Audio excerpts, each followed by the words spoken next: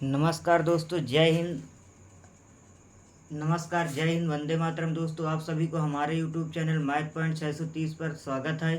दोस्तों, आप सभी को इस वीडियो में बताया जाएगा प्रश्नावली 8.1 के लिए, कक्षा 10 के लिए अति महत्वपूर्ण सवाल वीडियो रहेगा। दोस्तों, इसमें क्या है दोस्तों, इस वीडियो में आपको कक्षा 10 के लिए प्रश्नावली 8.1 के सवाल हल करने के लिए बताया जाएगा। इसमें दोस्तों पहले ये प्रश्नावली हल करने के लिए ये कुछ महत्वपूर्ण सूत्र हैं दोस्तों, उन्हें कैसे याद करेंगे, आपको वो सूत्र याद कराए जाएंगे और दोस्तों आपको उन सूत्रों को रखने का तरीका बताया जाएगा। दोस्तों, इसमें लिखा है त्रिकोणमिति के लिए महत्वपूर्ण सूत्र। तो सूत्र क्या होता है दोस्तों, इसमें कुछ सूत्र भी लगते हैं। जब तक वो आपको सूत्र अच्छी तरीके से याद नहीं होंगे तो आप सवालों को आसानी से नहीं हल कर पाएंगे दोस्तों। तो कोई भी सवाल हल करने के पहले उसका क्या होना चाहिए दोस्तों, सूत्र पता होना चाहिए। तो देखते हैं क्या होता है दोस्तों सूत्र। इसमें दोस्तों समकोण त्रिभुज में ये हमने समकोण त्रिभुज बनाया ABC।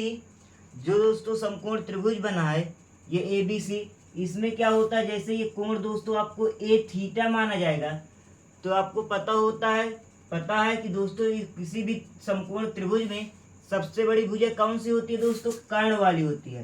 तो जो 90 अंश कर्ण भुजा कौन सी होती है दोस्तों, जो आपका 90 अंश का कोण बनाती है, उसके सामने वाली भुजा क्या कहलाती है, कर्ण कहलाती है। क्या कहलाती है दोस्तों, जो 90 अंश के सामने वाली भुजा है वो क्या कहलाती है, आपकी कर्ण कहलाती है।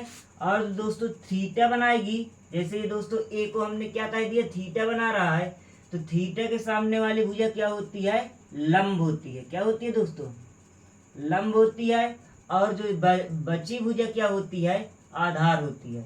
मेरा आशा है आप सभी को इतना समझ में आ गया होगा। इसमें क्या किया गया है दोस्तों, एक समकोण त्रिभुज ABC बनाया गया है। इसमें क्या है, B आपका 90 अंश है दोस्तों। तो समकोण के सामने वाली भुजा क्या कहते हैं दोस्तों, कर्ण कहते हैं।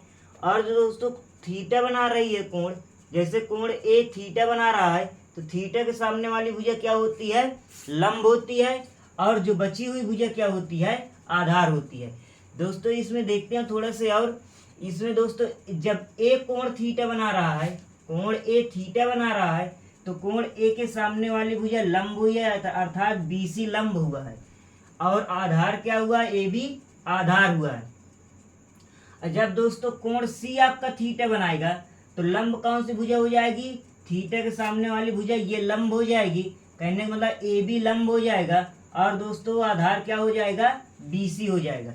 इसे भी दोस्तों अच्छे तरीके से देख लेते हैं। जैसे मान लो ये आपका चित्र मैंने बना दिया, क्योंकि ये दोनों चित्र आपको समझ में आना चाहिए। यदि दोस्तों ये समझ में आ गए तो आप प्रश्नावली 8.1 के सभी सवाल हल कर ले जाएंगे। तो देखते हैं, जैसे अब क्या किया, ये B आपका समकोण जो रहेगा वो दोस्तों यहीं पर B रहेगा। ये हमने 90 अंश बना दिया। तो क्या होती है दोस्तों, परिभाषा क्या होती है, समकोण के सामने वाली भुजा क्या होती है, कर्ण होती है। इसे हमने क्या लिख दिया, कर्ण लिख दिया आराम से। इतना समझ में आया। अब दोस्तों यदि कोण यहाँ पर क्या था, यहाँ C बनाएंगे। क्यों, क्योंकि इस बार दोस्तों कोण क्या बनाएंगे, थीटा को क्या C बनाएंगे, और यहाँ पर बची हुई बिंदु पर A रख देंगे। तो दोस्तों थीटा के सामने वाली भुजा क्या होती है, लंब होती है। तो इसे हमने क्या लिख दिया, लंब लिख दिया। और ये क्या लिख दिया दोस्तों, आधार हो जाएगी बची हुई भुजा।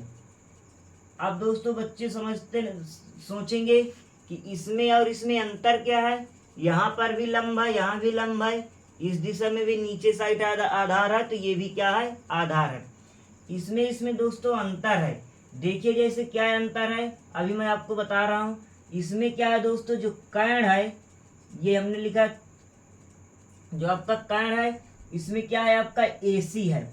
और दोस्तों लंब क्या है, इसमें जो आपका लंब है वो भुजा कौन सी है, लंब वाली भुजा है आपकी BC। क्या है दोस्तों आपका लंब, इस वाले त्रिभुज में BC है। और दोस्तों आधार क्या है, इसमें आधार है आपका, आधार बराबर है AB। जब दोस्तों कोण A बना रहा है तो इसमें कर्ण आपका AC है, और लंब क्या है, BC है, और आधार क्या है आपका दोस्तों, AB है। अब दोस्तों जब कोण इसमें इस वाले त्रिभुज में क्या है, जब कोण आपका सी बना रहा है तो फिर क्या रहेगा दोस्तों, इसमें कर्ण जो रहेगा आपको इस वाले चित्र के लिए यह दोस्तों बताने जा रहे हैं, इसमें आपका कर्ण जो रहेगा वो कर्ण रहेगा आपका AC। कर्ण का मान नहीं बदलता है, देखिए कर्ण इसमें भी AC है और इसमें भी क्या है, AC है। लेकिन दोस्तों जो लंब रहेगा, लंब का मान इसमें क्या है दोस्तों, ये AB है, तो लंब क्या होगा दोस्तों, AB हो गया। और आधार क्या होगा दोस्तों, आधार क्या है आपका, BC है। तो देखते हैं दोस्तों इन दोनों चित्रों में यही अंतर है, या तो दोस्तों ये सब अंतर कुछ नहीं है, आप ध्यान से देखिए समझ जाएंगे।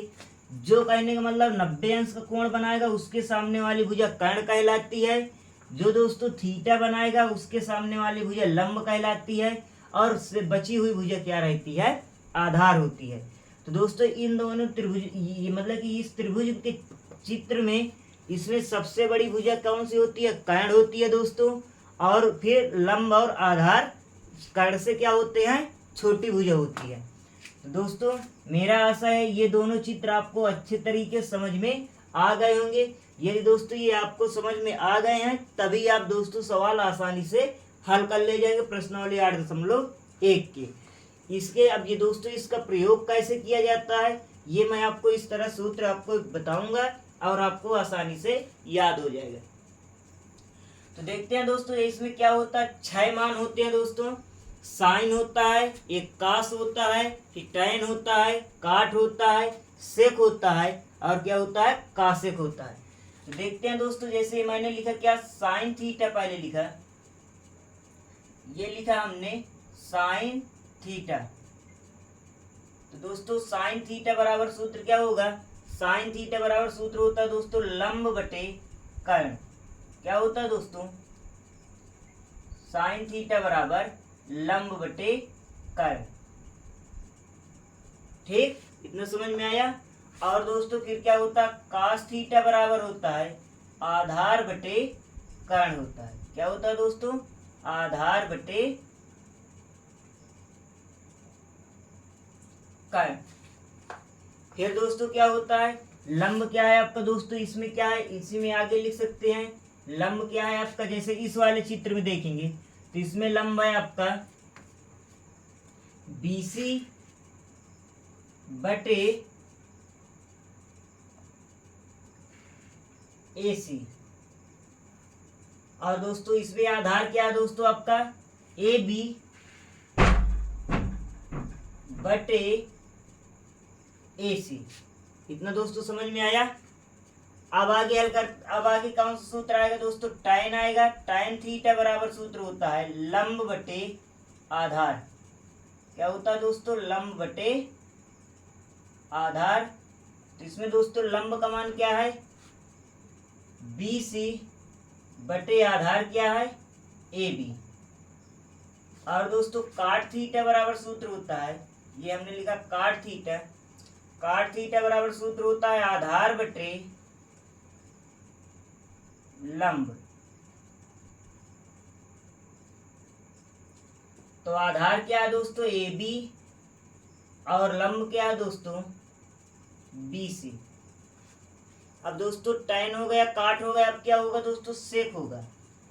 सेक थीटा बराबर होता है दोस्तों क्या है आपका, आधार बटे कर्ण होता है। क्या होता है दोस्तों, नहीं, सेक थीटा बराबर सूत्र होता है कर्ण बटे आधार।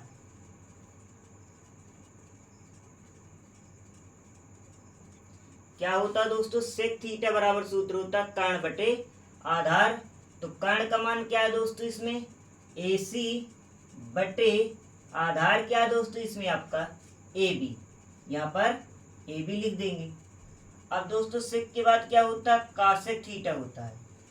कासेक थीटा बराबर सूत्र क्या होता है दोस्तों, आपका कर्ण बटे लंब होता है। क्या होता है, ये हमने लिखा कर्ण बटे लंब। तो इसमें कर्ण का मान क्या है दोस्तों, AC बटे लंब क्या है आपका, BC। आई बात दोस्तों समझ में। ये आपका इस तरह सवाल सूत्र याद करना पड़ेगा।